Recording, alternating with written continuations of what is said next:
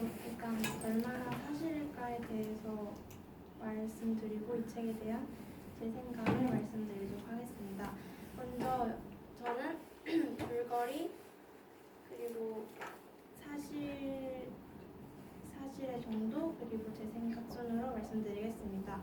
먼저 이 책은 에필로그를 제외하면 총 6장으로 구성되어 있는데 이 중 첫 번째, 두 번째는 광주 민주화 운동 그 현장을 그리는 것이고 세 번째에서 여섯 번째까지는 그 이후의 상황들을 나타낸 책입니다. 저는 일단 이 중에서 동호회 이야기만 먼저 하도록 하겠습니다. 동호는 그러니까 광주 민주화 운동 시대에 살던 동호는 친구 정대가 군인에게 총을 맞아 죽는 장면을 목격하고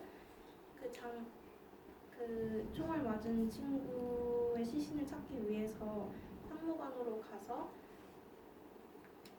친구의 시신을 찾다가 광주 민주화 운동을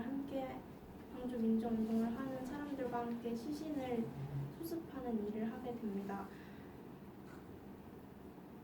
하지만 시신을 수습하는 일을 하다가 군인들이 들이닥치는 바람에 동호는 죽게 되고 남은 이야기는 광주 민주화 운동을 하던 사람들과 남은 가족들의 이야기로 구성됩니다. 이렇게 거의 6분의 1의 내용만으로도 그 당시의 참혹한 현실을 느낄 수 있습니다. 그 다음으로는 얼마나 사실일까에 대해서 말해보겠습니다. 일단 이 소설의 가장 바탕이 되는 광주 민주화 운동은 1980년 5월 18일부터 5월 27일까지 일어난 광주에서 시민들이 벌인 민주화 운동으로 역사적 사실입니다. 또한 동호회 이야기 역시 사실인데요. 책의 맨 뒤에 에필로그를 보면 페이지 211페이지에 작가와 동호회 형이 인터뷰하는 장면이 나오는데 작가는 인터뷰에서 동호회 형에게 동호회 내용을 소재로 써도 되는지 허락을 구하고 있습니다. 이를 보면 동호회 이야기가 진실이라는 것을 알 수 있습니다. 마지막으로는 이 책에 대한 제 생각을 말씀드리도록 하겠습니다. 먼저 저는 5.18 광주 민주화 운동에 대해서 잘 알지도 못했고 그리고 많이 접해보지도 않아서 이 책이 거의 처음으로 접한 건데 이 책에는 그 광주 민주화 운동에 대해서 매우 사실적으로 묘사돼 있어서 무섭고 잔인함을 느꼈습니다. 예를 들면 고문의 방식이나 군인이 사람을 쏴서 죽이는 장면이나 시신을 수습하는 장면 등이 매우 사실적으로 묘사되어 있었습니다. 또한 이 글을 보고도 무서운데 그 당시에 이 상황을 목격하거나 직접 당했던 사람들은 얼마나 무섭고 괴로운 삶을 살았을지 공감되고 이해가 됐습니다.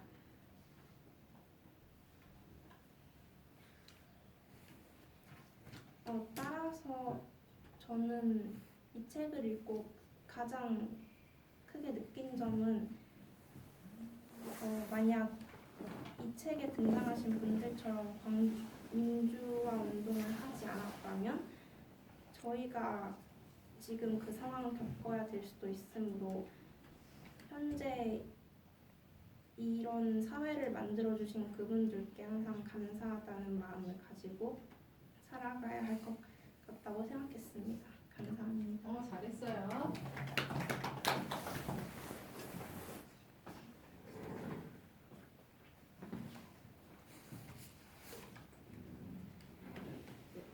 네, 준비가 되면 나와주세요.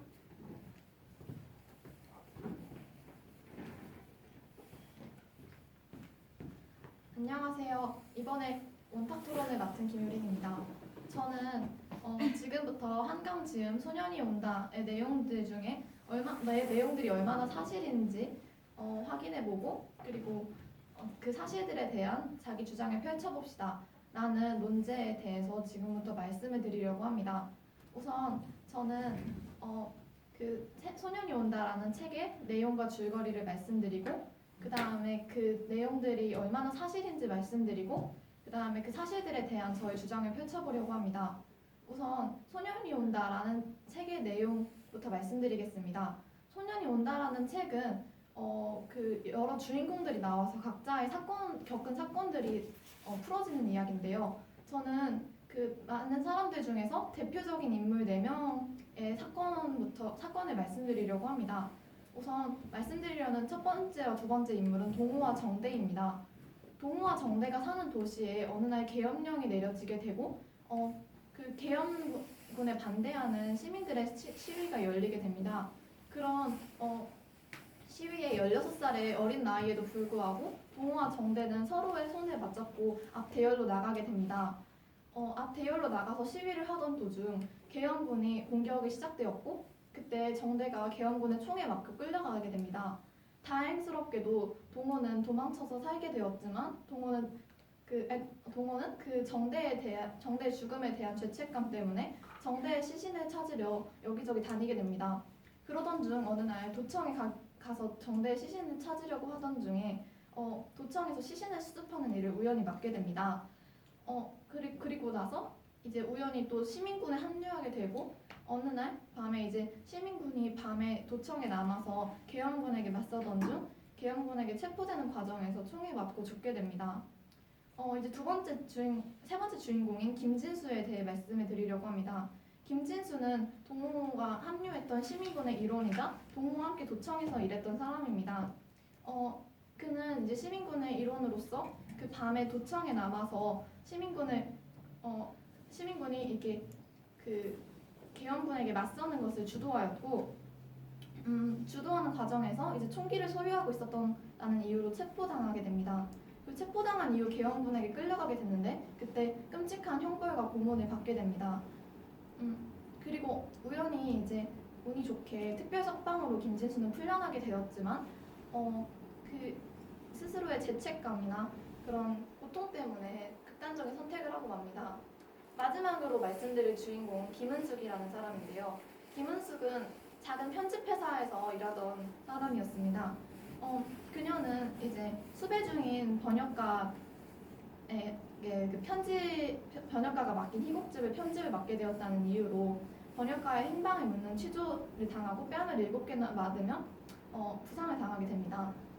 그리고 그런 뺨을 잊으려던 어느 날 이제 그 희곡집 수배 중인 번역가가 맡긴 희곡집을 검열을 받게 됩니다. 검열을 받으면서 이제 그 희곡집에 있던 많은 대사들이 군중의 심리를 자극한다는 이유로 삭제가 됩니다. 그 군중의 심리를 자극한다는 이유로 삭제된 대사들 때문에 연극은 원활하게 이루어지지 못했습니다. 그래서 그 김은숙은 무척 안타까워하며 그 도청에서 함께 일했던 동호에 대한 그리움을 느끼게 됩니다. 지금까지 이 동호와 정대가 살았던 도시에서 계엄령이 내려져서 시민들이 얼마나 자유를 억압받았고 탄압받았는지에 대해서 말씀을 드렸습니다. 근데 과연 이런 내용들이 모두 사실이었을까요? 안타깝게도 이 소설은 장편소설이라는 이름을 가지고 있었지만 거의 대부분이 사실이었습니다. 그 사실이 1980년 5월 대한민국 광주에서 일어난 광주 5.18 민주화 운동인데요. 그 광주 5.18 민주화 운동이 이 책의 내용과 얼마나 유사하고 그리고 얼마나 그게 사실이었는지 지금부터 3가지 부분에서 말씀을 드리려고 합니다. 우선 첫 번째 부분은 그 도청에서 시민군이 이제 남아서 그 계엄군에게 맞서던 중에 이제 계엄군이 무자비하게 공격을 한 것과 민주화 운동을 하던 시민들을 무력으로 억압한 건 모두 사실이라는 것입니다. 이제 그 시사상식 사전에 따르면은 5월 27일에 25,000명이나 되는 계엄군이 그 전남 도청에 이제 공격을 하러 들어와서 시민군을 모두 제압하고 체포하였다고 합니다. 또한 두산백과에 따르면 5월 19일 시민들이 이제 계엄군에 반대하면서 시위하는 시민들이 5천 명 이상으로 불어나자 그들에게 장갑차를 세우고 이제 총을 발사하는 등 무력으로 진압하였습니다. 또한 두산백과에 따르면 그 전남대학교 학생들과 비상계엄군 간의 충돌이 있어가지고 그 비상계엄군이 그 전남대학교 학생들을 구타한 것이 많았다고 하는데 그에 대해 학생들이 분노해서 시위를 일으키자 학생 시위대뿐만 아니라 그 시위를 지지했던 일반 시민들까지도 모두 체포해서 많은 부상자와 연행자가 발생했다고 합니다. 이로써 그 동우와 정대가 살고 있었던 그 도시에 도청에서 남았던 시민군을 공격한 점과 또 이제 민주화 운동을 하던 시민들을 무자비하게 공격한 것은 모두 사실이라는 걸 알 수 있었습니다. 그 두 번째로 사실이라는 것을 말씀드릴 점은 그 시민군들이 모두 그 끔찍한 고문을 받은 것은 모두 사실이라는 것입니다. 그 현재 그 광주 서구에 위치해 있는 5.18 그 자유공원에 가보면은 이제 거기서 잡혔던 연행자들이나 체포된 사람들이 모두 고문을 당하는 현장이나 뭐 고문을 당했던 곳이 재현되어 있다고 합니다. 이렇듯 이 5.18 자유공원에 흔적이 남아있듯 그 5.18 민주화 운동에 참여했던 시민이나 시민군들이 고문을 당한 건 모두 사실이라는 것입니다. 그 세 번째로 말씀드릴 점은 언론이나 출판 같은 게 모두 검열이 되고 많은 것이 삭제되었다는 것입니다. 김은숙이라는 사람이 여기 나왔던 등장인물이 그 당했던 것처럼 이제 그런 편집 같은 것도 그 막고 검열을 한 것은 모두 사실이라는 점을 말씀드리고 싶습니다. 이제 계엄 사령부 즉 5.18 민주화 운동에서 계엄군을 맡았던 계엄 사령부가 발표한 그 계엄령 그 10호 2번에 따르면 언론 출판들은 모두 검열을 받아야 한다는 것입니다. 이렇듯 그 김은숙이 받았던 검열 모두 사실이라는 것을 알 수 있습니다. 즉, 이 책에 있는 거의 모든 내용이 5.18 민주화 운동에서 일어났던 사실과 거의 흡사한 것을 알 수 있습니다. 저는 이렇게 시민들의 자유를 억압하고 그리고 체포해서 고문을 주고 그리고 표현의 자유까지 없앴다는 것의 그런 사실들에 대해서 지금부터 저의 주장을 펼쳐보려고 합니다. 시간 혹시 됐죠? 7분 50초. 7분. 네. 그러면 2차 발언도 이어서 한번 해볼게요. 네네. 네. 아주 잘했어요. 7분을 말하는데요. 이게 지금 한꺼번에 해야 되는 거 아니에요? 네네네. 1, 2, 3차 발언 나눠서 하는 거라서. 지금 계속 한꺼번에 하고 있었어요. 아 그래요? 그러면은 발언 한 번 더 남았겠네요. 네. 발언 그러면 앉아서 쉬었다가 지도를 듣고 나머지 이어서 할게요. 자, 이정민 프로는 생각보다 잘하네요. 그러니까 준비 못할 줄 알았는데 잘했어요. 잘했고요. 자, 여러분 잘 듣고 있는 거 맞죠? 여러분 지금 보니까 말을 많이 하고 싶어 하는 것 같으니까 토론 한 번 더 할 수도 있어요. 여러분 원하면요. 알겠죠? 발언하고 싶으면 언제든지 말씀해 주세요. 기회를 줄게요. 자, 이정민 토론자 처음에 소개한 거 굉장히 좋았어요. 내가 지금부터 어떤 이야기 하겠다. 이게 굉장히 단순해 보이는데 굉장히 중요한 이유가요. 서론이라는 게, 그러니까 처음에 이렇게 소개하는 게 녹차와 같은 역할을 하거든요. 만약에 여러분이 한 300페이지짜리 책을 읽는데 녹차가 없이 읽어야 되면 굉장히 혼란스럽겠죠. 그렇죠? 끝까지 다 읽어야만 내용을 알 수 있으니까 그런 면에 있어서 소개해주는 게 굉장히 좋았고요. 논술문 쓸 때요. 서론 물론 쓰잖아요. 서론의 역할이 뭐죠? 그렇죠. 소개하고 그다음에 배경 지식을 제공하는 거, 그러니까 서론이라고 볼 수 있겠고요. 이 서론이라는 거는 원탁 토론에 있어서 첫 번째 발언과 같은 역할을 할 수 있다고 볼 수 있죠. 그럼 첫 번째 발언에서 할 역할은 소개랑 또 하나 배경 지식 제공. 그래서 배경 지식이라는 5.18이 되겠죠. 둘 다 말해줬어요. 그리고 동호에 대해서 설명을 상당히 잘했습니다. 그러니까 배경 지식이 없어도 누군지 잘 알 수 있도록, 그러니까 파악할 수 있도록 설명 잘했고요. 5.18에 대해서도 설명을 잘했어요. 근데 만에 하나 5.18이 무엇인지에 대해서 대부분 알고 있을 거라고 생각하지만 만에 하나 모르는 사람이 있을 수 있잖아요. 그러니까 5.18이 그러니까 몇 년에 일어난 사건인지는 말 잘했고요. 어떤 사건이었는지, 어떤 충돌이었는지에 대해서 함께 설명을 해주셨어요. 자, 그리고 출처를 굉장히 잘 밝혔어요. 그러니까 바탕도서를 인용한 것도 굉장히 좋고요. 218페이지 이렇게 정확하게 페이지 수를 들어주면서 출처를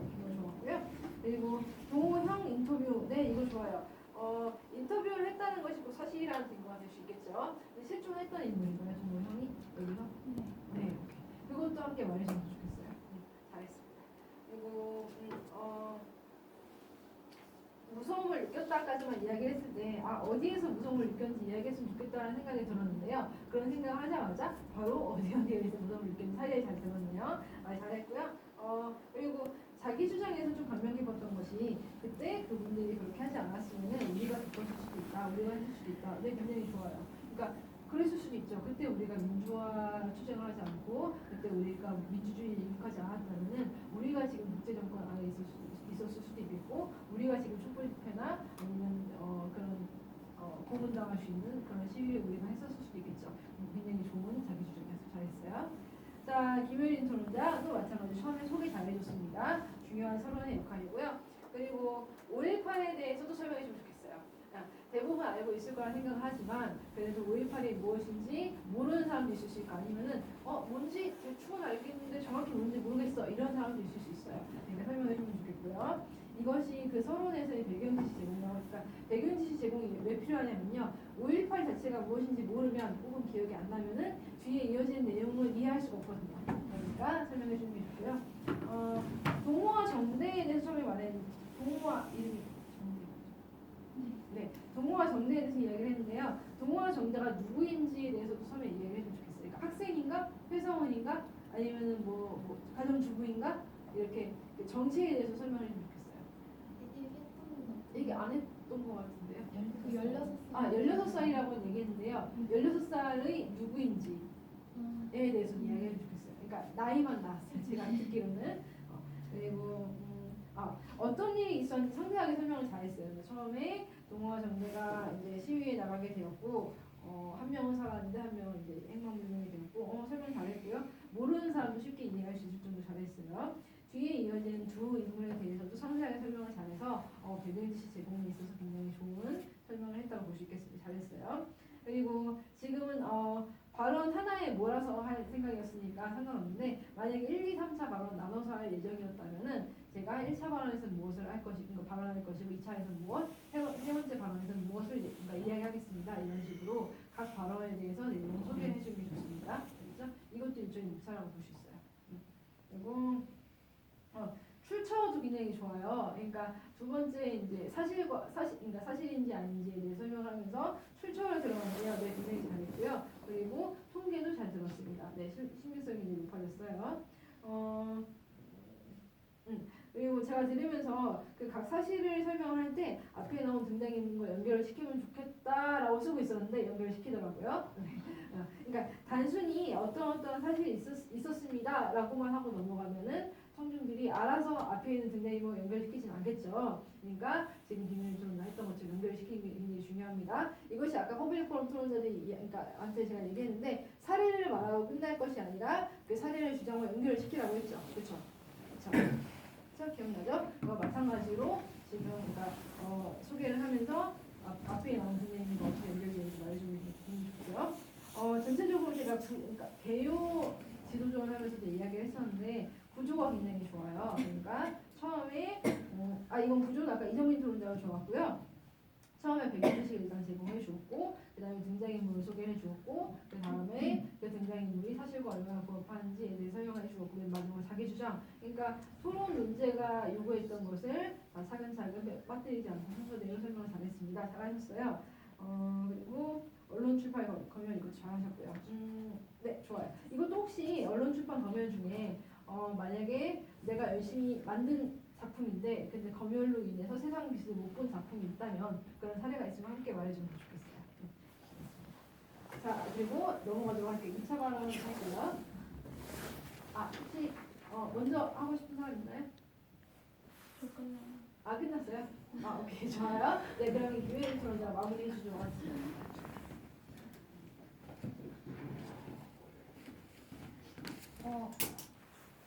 차발언 시작하겠습니다.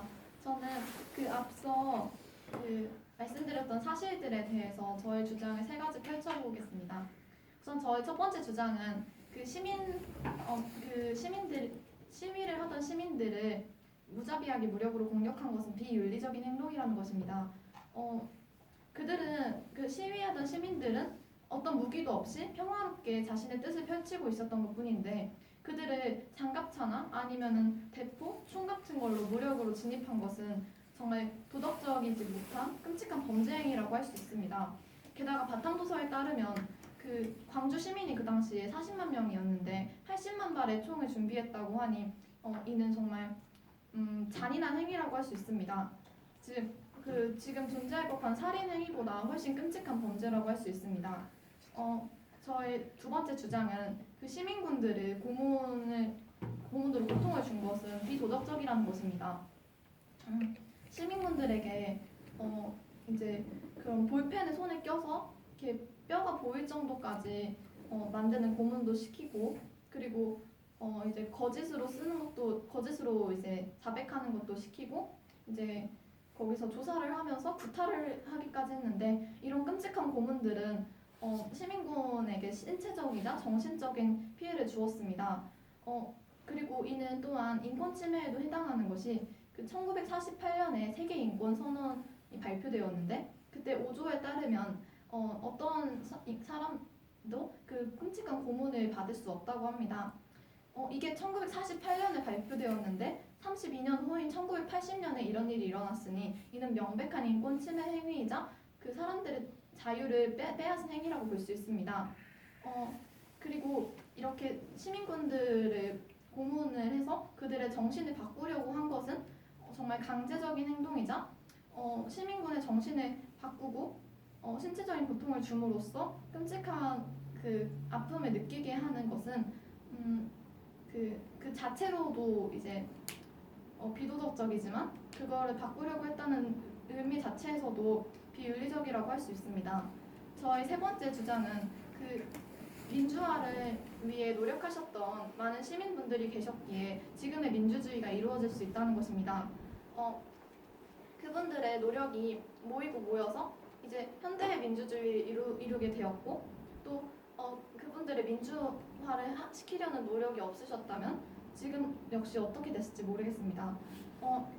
근데 이제 그래서 저는 그 하나의 통합된 주장을 하려고 합니다.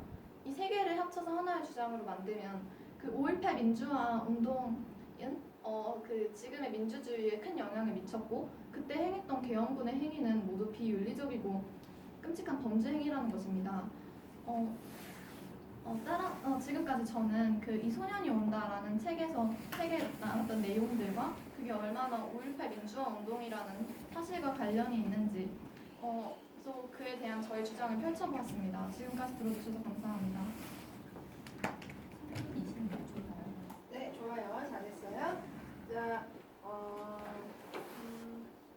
네, 자기 주장 굉장히 잘했고요. 딱히 제가 지적할 부분은 없고요. 다 잘했어요. 제가 여기서 한 가지 보충하자면은 여기서 얻은 교훈을 5.18을 통해서 우리가 얻을 수 있는 교훈을 현재 2020년에 적용할 수 있으면 좋겠어요. 그러니까 우리가 단순히 거기서 여러분 토론하고 싶으면 얼마인지 말씀해 주세요. 알겠죠? 네, 우리가 토론을 하거나 논술을 쓰는 이유는 단순히 이러이러한 교훈이 있구나 해서 배우는 거에서 끝나는 게 아니라 그거 우리 삶에 적용하기 위해서잖아요. 적용이라는 거는 지금 촛불 집회도 있을 수 있겠죠. 그러니까 우리가 지금 집회를 하는 데 있어서 그때의 교훈을 얻어서 이렇게 하면 좋겠다라든가 아니면은 박근혜 대통령 옛날 탄핵 집회 있었을 때 기무사 동원하려고 했던 거 있죠. 있었어요. 그때 군대가 투입되고 했었거든요. 계획은 했었어요. 투입이 되진 않았었지만 그러니까 5.18 같은 사태가 일어날 수도 있었던 거죠. 잘못했으면은 그러니까 그런 일을 예방하기 위해서는 이렇게 하는 게 좋겠다. 이런 식으로 적용을 해주면 좋겠어요. 교훈은 굉장히 좋고요. 근데 논술문을 쓸 때도 마찬가지예요. 논술문을 쓸 때 자기 주장을 하면서 그것을 미래에 적용을 해야 돼요. 그러니까 과거나 현재에서 머무르면 안 됩니다. 이거 거짓 자백 이거 좋고요. 혹시 변호인이라는 영화 봤나요? 송강호 씨가 나오는. 네, 변호인이라는 영화에 그 거짓 자백을 강요하는 그런 장면이 나와요. 그러니까 이것도 구체적인 사례를 들어주면은 좋겠어요. 예를 들어서 뭐 있을까요? 실제 사례는 여러 개가 있죠. 그러니까 정종철 고문 치사 사건도 꽤 있고요. 그래서 그러니까 그 정경수 씨 같은 경우에는 고문으로 인해서 뭐 돌아가셨고, 그러니까 이런 식으로 구체적인 사례를 제가 설명해 주면 얼마나 문제가 심각했구나라고 알 수 있겠습니다. 세계 인권선언 네 좋았어요. 네 1948년 32년이 지났는데 좋아요 잘했습니다. 그리고 주장이 세 개가 나와서 약간 헷갈렸어요. 어떤 게 주장인 것일까라는 생각이 들었는데요. 주장은 한 가지.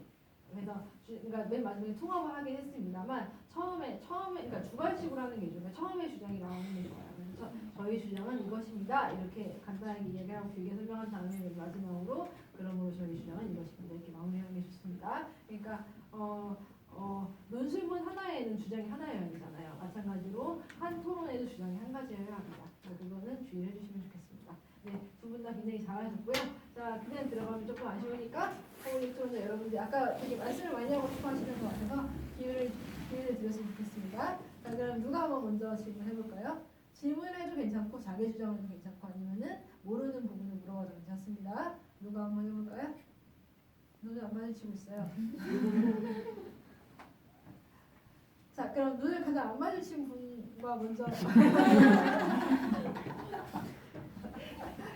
자, 먼저 자발적으로 한번 해보고 싶은 사람.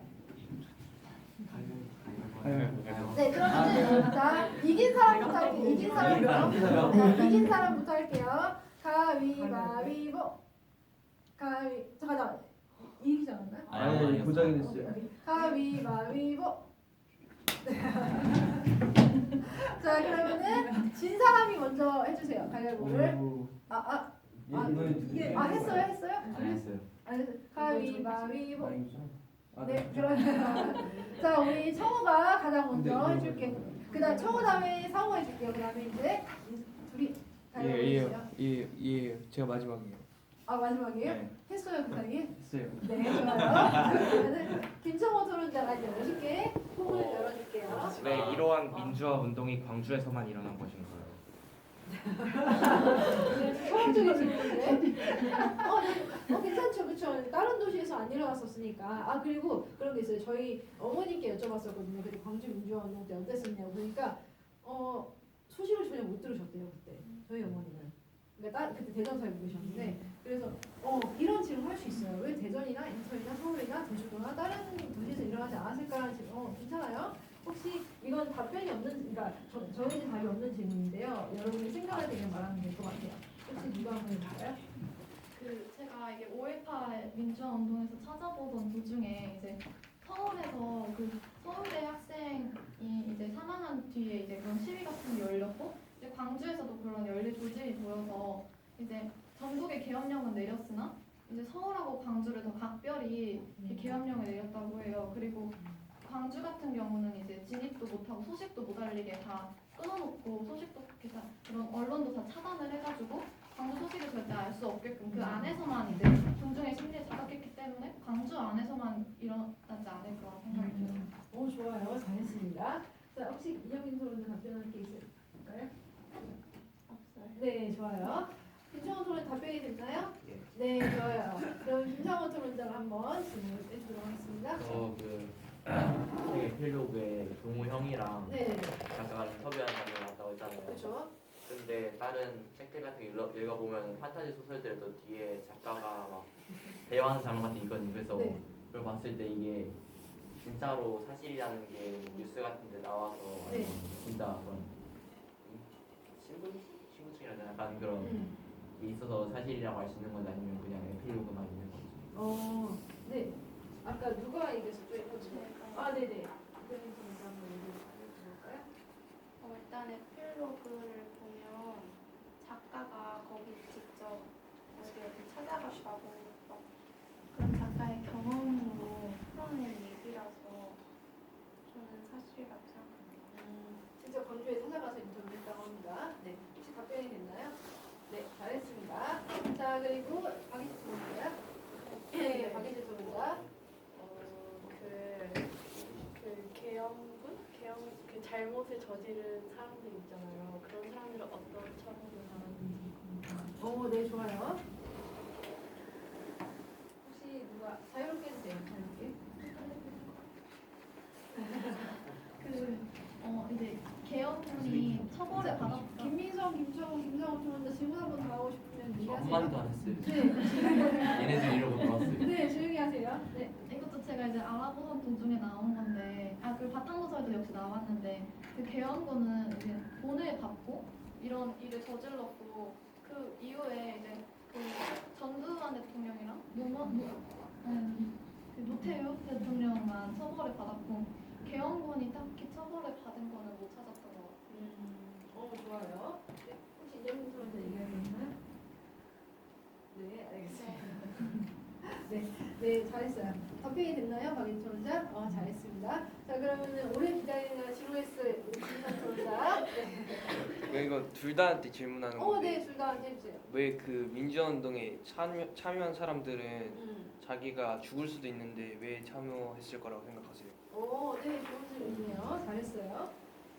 자, 이것도 정답이 없는 거니까 자유롭게 하고. 자, 여러분, 청호야 한 번 더 얘기하고 싶으면 네. 내가? 조용히 하세요. 모두 다 조용히 해주세요. 그 바탕소설에서도 나왔듯이 이제 바탕소설에 그 김진수에 대해서 얘기한 화자가 얘기했듯이 그 양심이라는 게 가장 그들한테 소중했고 그리고 자신이 그 깨끗한 존재가 됐을 때 느낌이 어떤지 그리고 그때 누구라도 그렇게 행할 수밖에 없었다고 합니다. 그래서 그들은 자신의 양심을 지키고 그리고 이제 나라의 희생이 아니라 나라의 그 민주주의를 위해 노력하고 싶었기 때문에 죽음을 각오하고도 할 수 있었다고 합니다. 좋아요. 퍼블릭 포럼 토론자 여러분들에게 양심의 중요성에 대해서 말했습니다. 자, 혹시 이재명 토론자 얘기할 생각 있나요? 그냥 네. 개개인의 자유를 되찾기 위해서 하지 않았을까 생각해요. 자유라는 거는 민주주의에서 민주주의. 나오는 오케이, 좋아요. 저도 잘했어요. 답변이 혹시 됐나요, 김성 토론자? 네. 네, 좋아요. 자, 7번 모두 수고 많으셨고 잘했습니다.